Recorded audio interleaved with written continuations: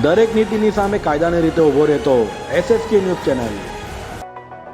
સુરત મહાનગરપાલિકા દ્વારા સુરતના અલગ અલગ વિસ્તારોમાંથી 21 જેટલા નીરાના નમૂના લીધા હતા, જેમાંથી 16 નમૂના ફેલ હોવાનું સામે આવ્યું છે।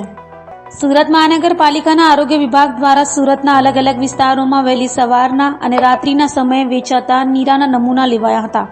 17 સ્થળોથી 21 જેટલા નીરાના નમૂના લઈ પૃથ્થકરણ અને પબ્લિક હેલ્થ લેબોરેટરી ખાતે મોકલાયા હતા, જ્યાં 21માંથી 16 નમૂના ધારાધોરણ મુજબ માલુમ ન પડતા સંસ્થાઓ અને ઇસમો વિરુદ્ધ કાર્યવાહી કરાઈ હતી।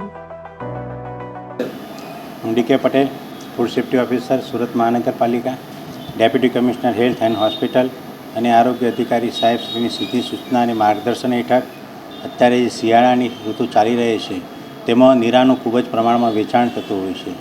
તો ફૂડ વિભાગની અલગ અલગ ટીમો બનાવી ફૂડ સેફ્ટી ઓફિસરોની દરેક ઝોન વિસ્તારમાં નીરાના નમૂનાઓ લેવાની કામગીરી હાથ ધરવામાં આવે। તેમાં કુલ 17 જગ્યાએથી નીરાના નમૂનાઓ લેવામાં આવે। આવા 21 નમૂનાઓ લઈ પૃથ્થકરણ સારું પબ્લિક હેલ્થ લેબોરેટરી સુરત મહાનગરપાલિકાને મોકલાવી આપવામાં આવે। આ નમૂનાઓ પૈકી કુલ 16 નીરાના નમૂનાઓ food safety and standard act 2006 અન્વયના ધારાધોરણ મુજબ માલુમ પડેલ ન હતા।